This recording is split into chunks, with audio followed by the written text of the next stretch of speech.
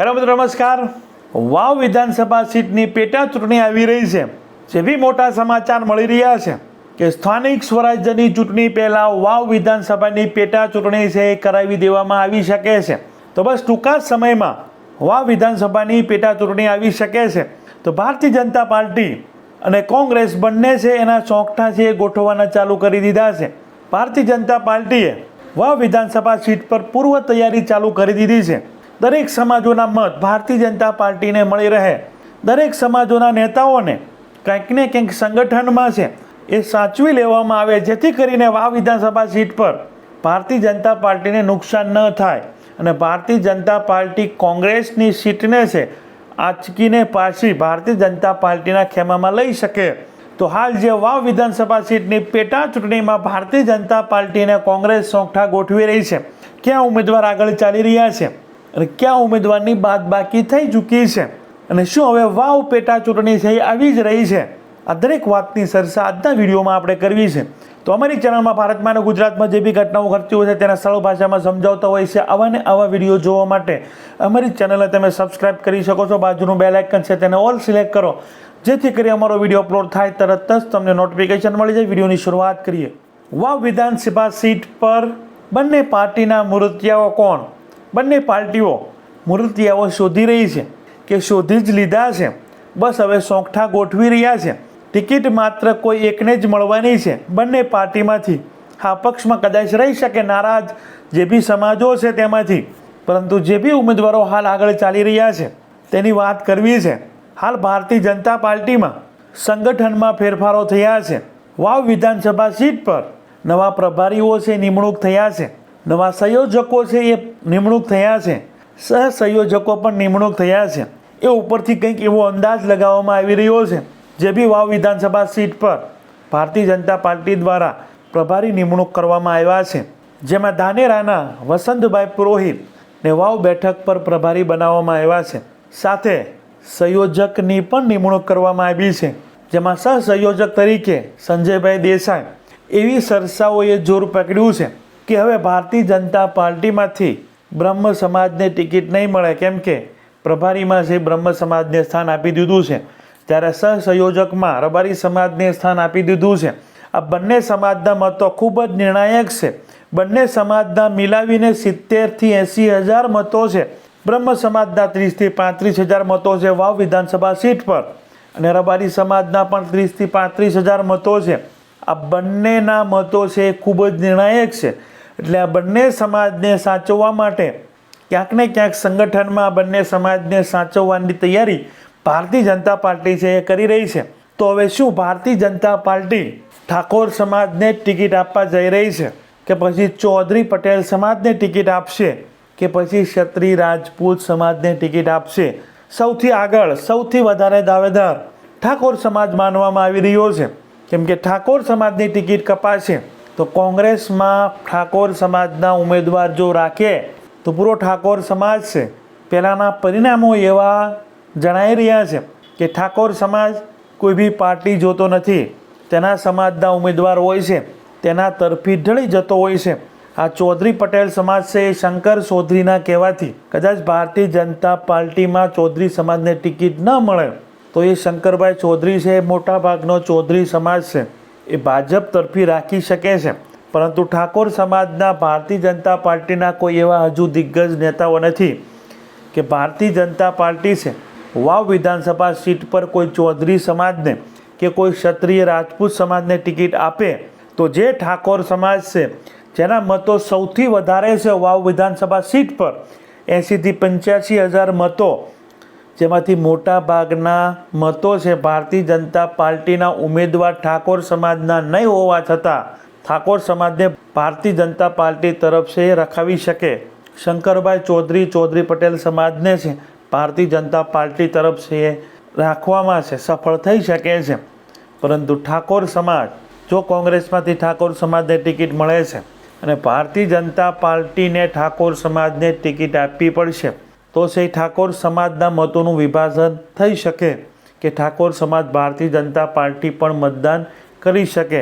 નહીતર one side હાલ ગેનીબેન ઠાકોરનું ખૂબ સારું વર્ચસ્વ છે ઠાકોર સમાજ પર અને વાવ વિધાનસભા સીટ પર ગેનીબેન ઠાકોર જ ધારાસભ્ય હતા અને રાજપૂત સમાજના મતો પણ 20,000 થી 25,000 છે.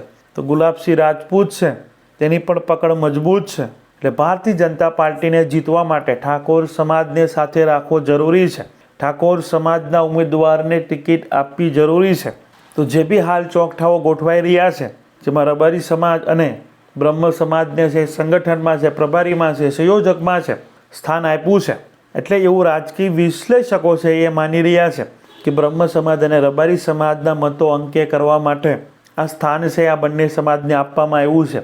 અને એ બી વિધાનસભાની પેટા ચૂંટણી આવી રહી છે તેને ધ્યાનમાં રાખીને જ આ નિમણૂક છે એ કરવામાં આવી છે. ચૌધરી સમાજમાં પણ કંઈક ને કંઈક નારાજગી જોવા મળી રહી છે. એ પણ ટિકિટની માંગણી છે એ કરી રહ્યા છે, કેમ કે સૌથી વધારે ઠાકોરને બાદમાં છે 50,000 થી 60,000 મતો છે એ ચૌધરી પટેલ સમાજના છે. અને અગાઉ આ વાવ વિધાનસભા સીટ પર ચૌધરી સમાજના જ ધારાસભ્ય સૌથી વધારે રહ્યા છે. આ રાજપૂત સમાજના પણ રહ્યા છે. ઠાકોર સમાજના છે એ ગેનીબેનના આવવાથી જ ઉમેદવારો છે એ જીત્યા છે. જે બી ઠાકોર સમાજની પકડ ગેનીબેન ઠાકોર પાંચે છે એ બની રહે છે કે પછી ભારતીય જનતા પાર્ટી ઠાકોર સમાજમાં છે વિભાજન કરી અને કોઈ ઠાકોર સમાજના ઉમેદવારને ભારતીય જનતા પાર્ટીમાંથી ટિકિટ આપી આ ભારતીય જનતા પાર્ટી કોંગ્રેસની સીટને છે એ ખેંચવામાં સફળ રહે છે, જીતવામાં સફળ રહે છે. હાલ સ્વરૂપજી ઠાકોર છે આગળ ચાલી રહ્યા છે. ચૌધરી સમાજના ઉમેદવારની પણ ચર્ચાઓ ચાલી રહી છે અને ક્ષત્રિય રાજપૂત સમાજના ઉમેદવાર પણ જે વાવ સ્ટેટના છે તેની પણ ચર્ચા ચાલી રહી છે. જોવાનું રહેશે કોંગ્રેસ પાર્ટી કયા સમાજને છે એ ટિકિટ આપે છે, બાદમાં ભારતીય જનતા પાર્ટી એના સોંખઠા ગોઠવા પ્રમાણે કયા સમાજ પર છે એ ટિકિટ આપે છે. હાલ તો બંને પાર્ટીઓ દરેક સમાજોને સાથે લઈ અને ચાલવાના પ્રયત્નો કરી રહ્યા છે, પરંતુ જ્યારે ટિકિટ વિતરણ થશે ત્યારે નારાજગી શરૂ થશે. જો ભારતીય જનતા પાર્ટી ઠાકોર સમાજને આપશે તો ચૌધરી સમાજ, રાજપૂત સમાજ, રબારી સમાજ, બ્રહ્મ સમાજ જે બી નિર્ણાયક છે એમાંથી નારાજગી ઉઠશે, એમાં કંઈક ફાટા પડશે, એમાં પણ મતોનું વિભાજન થશે. જ્યારે કોંગ્રેસમાં છે જે બી ઠાકરસિંહભાઈ રબારી છે કે ગુલાબસિંહ રાજપૂત છે તે ટિકિટની ઈચ્છા રાખી રહ્યા છે, તેને ટિકિટ આપવાની વાતચીત ચાલી રહી છે. સૌથી આગળ ગુલાબસિંહ રાજપૂત અને ઠાકરસિંહભાઈ રબારીની વાતચીત ચાલી રહી છે. પરંતુ જો ભારતીય જનતા પાર્ટી ઠાકોર સમાજના ઉમેદવારને ઉતારે છે તો ગુલાબસિંહ રાજપૂત અને ઠાકરસિંહભાઈ રબારીને પણ ટિકિટ મળવી મુશ્કેલી પડી શકે છે. જો બંને પાર્ટી ઠાકોર સમાજને ટિકિટ આપે છે તો પછી નિર્ણાયક ચૌધરી સમાજ છે જે મોટાભાગે ભારતીય જનતા પાર્ટી સાથે રહેતો હોય છે.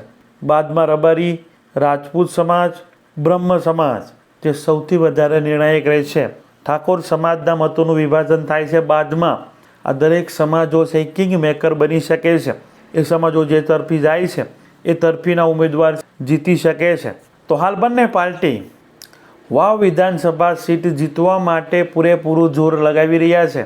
ભારતીય જનતા પાર્ટી સંગઠનમાં ફેરફાર કરી અને જે બી સમાજને ટિકિટ આપવા માંગતા નથી એ લોકોને અગાઉથી જ સેટ કરી રહ્યા છે કે તમને પ્રભારી બનાવે છે, તમને કોઈ પ્રમુખ બનાવે છે, તમને કોઈ તાલુકા ભાજપના પ્રમુખ બનાવે છે. એ રીતના હોદ્દાની વિતરણ છે એ થઈ રહ્યું છે, જેથી કરીને એ સમાજ નારાજ ન થાય, એ સમાજ ભારતીય જનતા પાર્ટીના વિરુદ્ધમાં ન જાય, જેનો ફાયદો છે કોંગ્રેસ ન ઉઠાવે.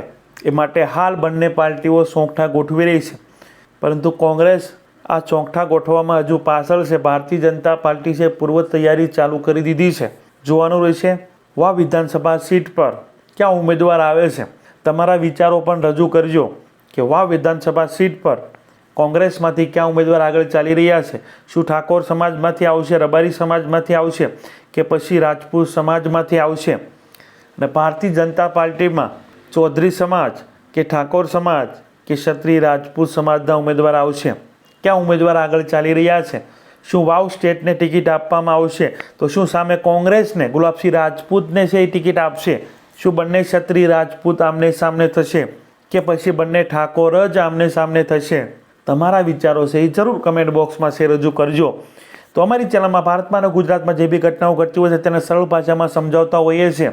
આવા ને આવા વિડીયો જોવા માટે અમારી ચેનલને તમે સબસ્ક્રાઈબ કરી શકો છો. બાજુનું બેલ આઇકન છે તેને ઓલ સિલેક્ટ કરો, જેથી કરી અમારો વિડીયો અપલોડ થાય તરત જ તમને નોટિફિકેશન મળી જાય. અમારા વિડીયોમાંથી તમને કંઈક નવી માહિતી જાણવા મળી હોય તો અમારી ચેનલને તમે સબસ્ક્રાઈબ કરી શકો છો, બિલકુલ ફ્રી છે. તમારા એક સબસ્ક્રાઈબ કરવાથી અમને પ્રોત્સાહન મળે છે આવા ને આવા વિડીયો બનાવવા માટે. Thank you. નેક્સ્ટ વિડીયોમાં મળીએ.